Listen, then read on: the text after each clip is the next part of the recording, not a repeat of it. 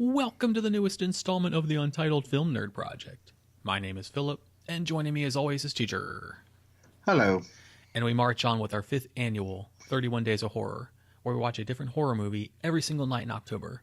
And we're on October 18th. And our movie was Apostle. Before we get into it, spoiler warning now! If you want to avoid spoilers, skip ahead to the time code you see on the screen. Let's get right into cast and crew rundown. This was written, directed, and edited by Gareth Evans. And I am just impressed with directors who do all of that. Like, he wrote the movie, he directed the movie, he edited the movie. He knew exactly what the fucking kind of movie he wanted to make. And typically in those situations, it either goes one way or the other. Either it's really good and really impressive, or it's just complete crap. But I am impressed because that's someone that just, they knew what they wanted to make and they knew what they wanted it to look like. So, much respect. He is also the writer, director, and editor of Raid Redemption, The Raid 2, the VHS 2 offering Safe Haven, and it is announced that he's going to be the writer, director, and editor of a movie called Blister. It's rumored and announced that he will be the director of Deathstroke. Cool. Yeah. Thomas Richardson was Dan Stevens. We know him from The Guest and Legion, and he was in Beauty and the Beast. Prophet Malcolm, who I knew that I knew. The whole freak, I'm like, I know you. Where do I know you from? Because his eyes look so familiar. That is Michael Sheen. He has been in The Queen, The Twilight Saga, Breaking Dawn, and I know him from Underworld as Lucius. Frank was Paul Higgins. He was in Beautiful Creatures, the 2001, and a movie I saw way back in the day, Bedrooms and Hallways, which is actually a pretty good movie. Quinn was Mark Lewis Jones. I thought I knew him from more stuff, but I don't. He was in Star Wars The Last Jedi and a couple episodes of Game of Thrones. He's been in a lot of stuff, but that's all I recognized. Jeremy was Bill Milner. He has been in The Lodgers, Dunkirk, and he was in X-Men First Class. Fionn was Christine Forsyth, and the only thing of note that I saw was Let the Right One In TV series for one episode. Quote-unquote, her was Sharon Morgan. She's a Welsh actress, but I didn't recognize her in anything. Andrea was Lucy Boynton, who I didn't recognize, but we apparently are very familiar with her. She's going to be in Bohemian Rhapsody. She was in Murder on the Orient Express as the Countess. She was in I'm the Pretty Thing That Lives in the House as Polly. Yeah. And she was in The Black Coat's Daughter as Rose. Oh. Yeah. Yeah. Yeah. Yeah. Did not recognize her with red hair. Yeah. I was calling her young Nicole Kidman the whole movie. The last person I have is Jennifer. That was Ellen Reese. And she was in World War Z for like a flight attendant or something. And unfortunately, she was in Season of the Witch with Gargoyle Face. Oh, okay. Yeah. And that's all I have for cast and crew, unless you have anyone else to add. Nope. Okay. I just chose the major players. There's a lot of cast here. There's a lot of cast. All right, so let's get into our initial thoughts. I loved it. I absolutely love this movie. This is like Cure for Wellness meets Wicker Man meets a little drop of Silent Hill. And I like all those things. So it was well done. Oh, yeah. Yeah. For me, this was to also do comparisons. It was, again, Wicker Man meets Dagon. Okay, yeah, I see that. Yeah, you see that? Yeah, okay. This was intense as fuck. Oh, yeah. And I loved it. I was seldom am I, like, despite how much I love certain movies, seldom do movies actually put me on the edge of my seat. And this had me there. Yeah, I was completely invested. Fantastic acting. Oh, yeah. I knew to expect that everything would be shot well and directed well because I'm a huge fan of the Raid movies. I still have to see them, so. Oh, I know. Maybe in November. Yeah. But yeah, this was very good. The score was fantastic. Yes. Oh my God. The cinematography was beautiful. I actually have shots of the movie for this. And I've not had one. When was the last time I did a shot of the movie? It's Mm-hmm. been a while. I don't even have that the thing created for this month. I have to make it when I edit this, which is totally Mm-hmm. cool. But I have two actually, and yeah, there's not a bad thing to say about this. I mean, well, no, I do have a little couple nitpicky things, but we'll get to those. But Mm-hmm. overall, this was well lived up to the hype. Yeah, I understand now why you were so excited. Mm-hmm. I went into this completely blind. When Dan Stevens popped up on the cast in the beginning, I'm like, oh, okay, I know you, and I didn't recognize him at first at all until he shaved. It still trips me out that he was the guy in The Guest. Yes. That dude was Yeah. sexy as hell, and Dan Stevens is a good looking dude. He has beautiful eyes. Well, for me, like one of the thing is his eyes. Mm-hmm. Number one thing is his Oh eyes. yeah. Those are some intense eyes. Mm-hmm. But his acting, he played someone that you could clearly see was a broken man. Oh yes. Mm-hmm. Not just spiritually, like this is somebody that has had a complete and utter mental breakdown Mm-hmm. Yep. and is barely holding shit together. Mm-hmm. And he played that fantastic. Mm-hmm. Definitely. Yeah. Yeah. All right. You want to go ahead and get into breakdowns then? All Yes. right. Let's get into breakdowns. What was your favorite scene? This is a tough one. It is. It really is. I don't know right now, to be Hmm. perfectly honest. I don't know. I have to go with my favorite scene. It's probably going to have to be the entire fight thing that was going on in the barn Mm-hmm. as he was about ready to be pulled into the meat grinder. Mm, yes. Yes. By Tree Branch Face. Yes. And then not only just that, but also how, then it showed us her Mm-hmm. and it showed what happened. And yeah, that entire thing. A good runner up is not a scene, it's the movie poster. Oh, The movie poster tells the entire story oh, does it? from beginning to end. No shit. Listen to me click as I go to look it up. Okay, I see people. Yeah, people on the trees, and And also, it's the vines are growing out of him. and the thing's on fire, and there's people reaching up from the ground. Hmm. Huh. Interesting. That is a very cool poster, though. And I mean, kudos on having a completely spoilery poster, but have it completely ambiguous and you don't actually get it until you actually see the movie. Right, right. Yeah, because with Housewife, that's a spoiler poster, Yeah. and thankfully I didn't look at it because, as you know, I don't look at stuff like that beforehand. But yeah, that's very cool. Favorite scenes, plural, because like favorite scenes and holy shit moments can coincide here. Yes. Uh, the whole thing that happened from the whole thing from when the father confronted Fiona to how it played out at the very end. I was so tense. Yes. I wanted someone to save that boy so bad. Hmm. I couldn't because it was like 2 a.m. But in my head, I'm like screaming, "Just say that he killed his fucking daughter and fuck, just say it. Hmm. Why won't anybody say it?" That whole bit was just amazing. That was probably the most tense I was during the entire movie. I have not wanted to see someone fucking die so bad in so long. Hmm. I went from not giving a shit about Quinn, not even knowing him by name, really, to wanting to see him fucking just strung up and just eviscerated within 5 minutes. That's damn good writing. And we didn't get the 5 minute mark, but he did get eviscerated. Oh, yes. Ugh. And that was satisfying. It was, but at the same time, nothing, really nothing would have satisfied me. Yeah. Short of Tree Lady getting her revenge and then resurrecting him over and over and getting her revenge, like just eternal hell, like in American Horror Story. So, just the fight scenes and the violence was so well done. Another scene I liked was when they impaled that dude in the beginning with those like javelin things. Yes. Well shot, well done, well designed, looked fucking real. And he didn't die right away. He was impaled and dying. Looked awesome.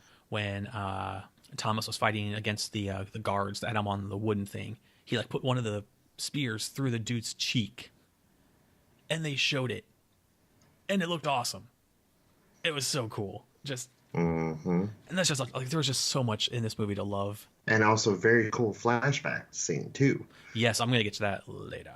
That's just off the top of my head. There's a lot here to love. So those aren't like the absolute best favorite scenes. Those are just two moments that just stuck out. One more minor one that kind of sticks out to me was when him and Jeremy were trying to sneak into the house through the brick wall.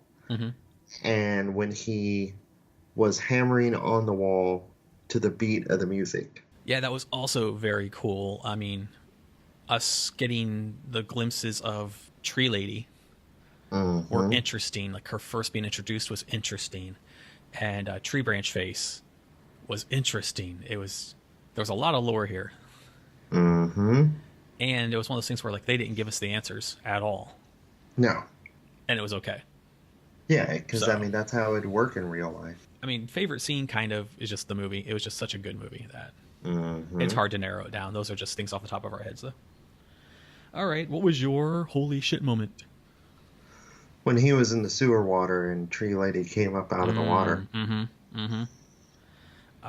Mine were that when poor Jeremy got his skull caved in by that fucking douchebag.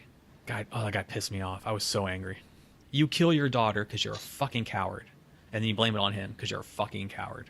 The ultimate one, though, was Quinn's death for me.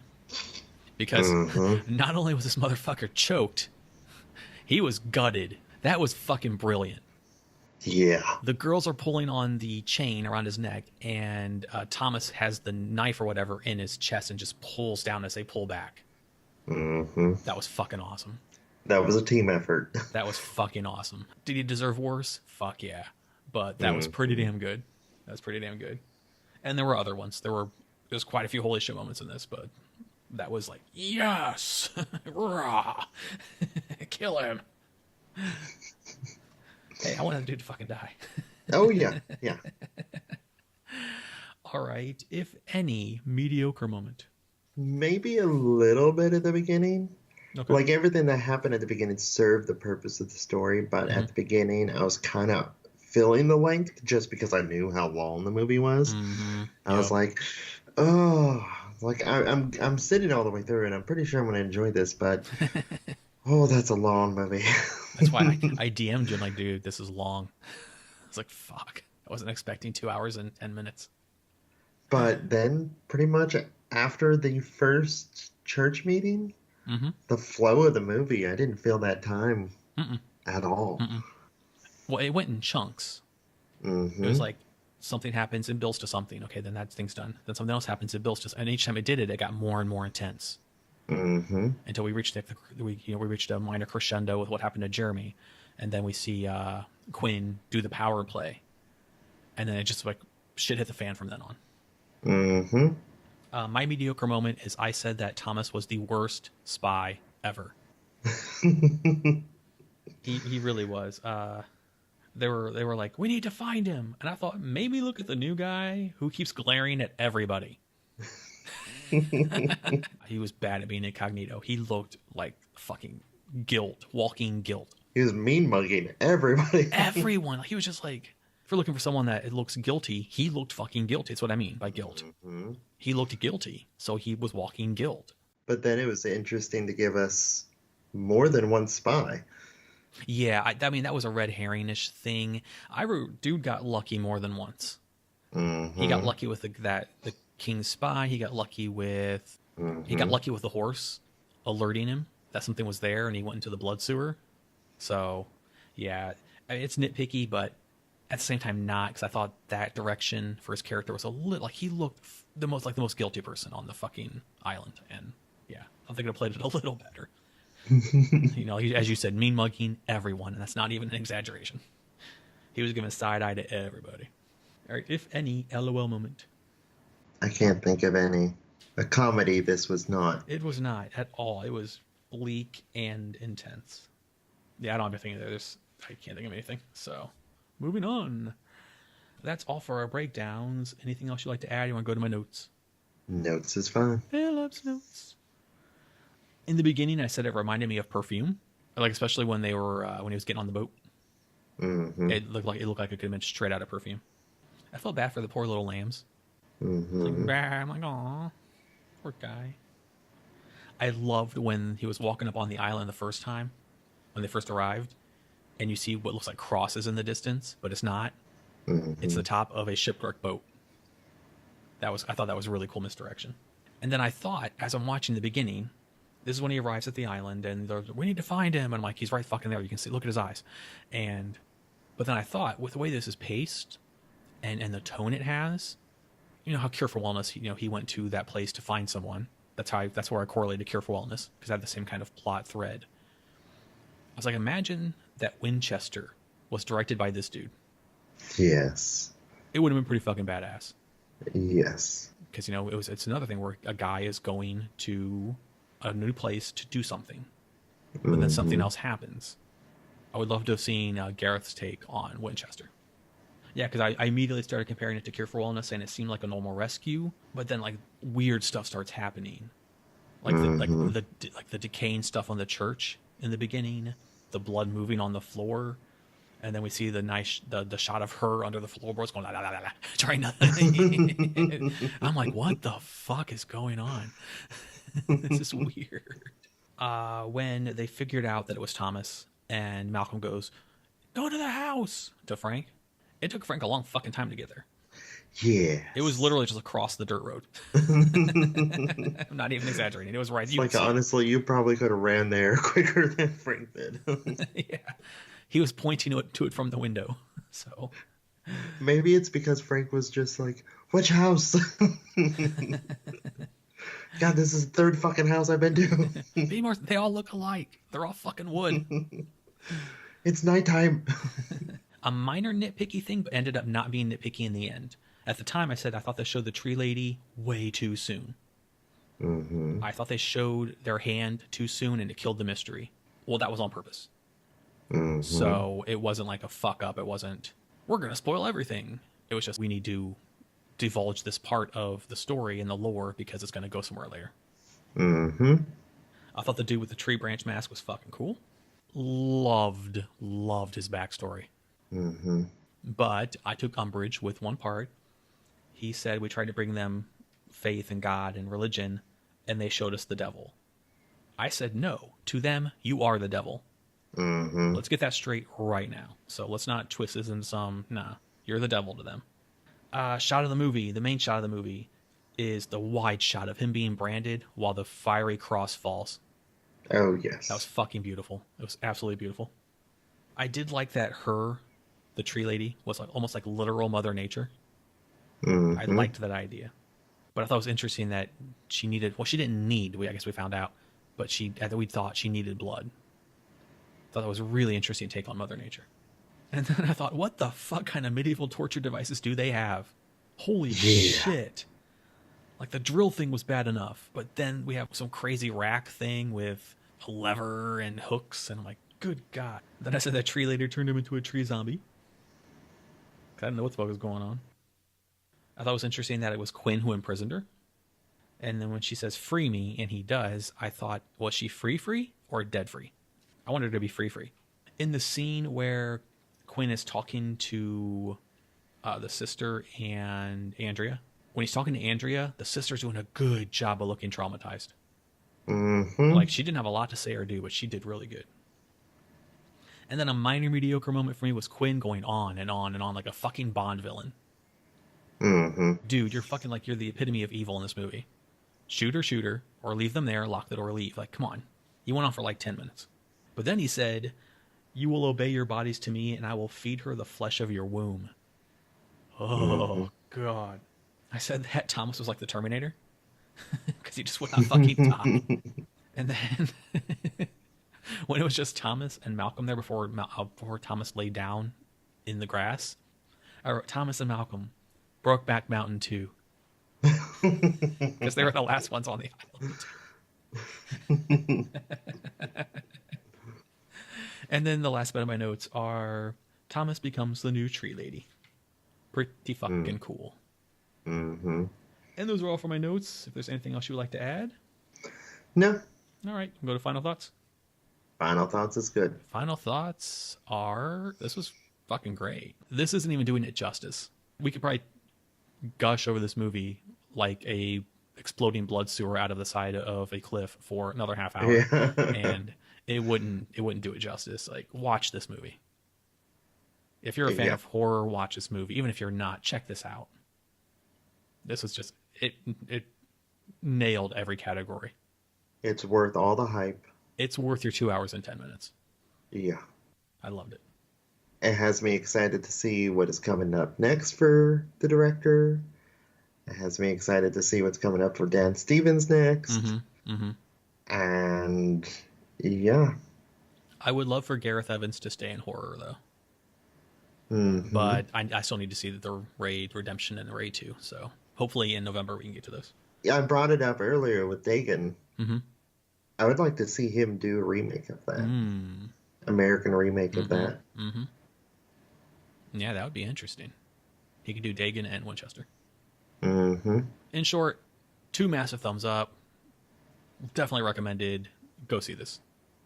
Mm-hmm. Right now. If you have Netflix, go turn on Netflix and find it and press play. All right. Well, that takes care of final thoughts. But before we go, as it pertains to Apostle, what did we learn? I learned that if you're building a cult upon the basis of having a pagan god chained up, Yeah. maybe you should have your second in command be an absolutely bloodthirsty prick. I don't know which thing to pick that I learned. There's so much to learn from this movie. Don't go to an island with pagan gods, Yes. I guess. Well, that wraps up day 18. Thank you for listening. If you've seen Apostle, tell us what you thought of the movie in the comments below. What was your favorite scene and or your holy shit moment? Because there's a lot to choose from. Mm-hmm. If you like the video, please hit the like button, share it with your friends or cool people who might dig the Vizcast. And please subscribe to the channel, including hitting that notification bell to stay up to date on the newest content. Speaking of, for day 19, we'll be watching the movie Caught. I know very little about this, as I like it, so we'll see what happens. So until tomorrow, once again, my name is Philip. And I'm TJ. And we'll return then to talk about Caught. Goodbye. Bye.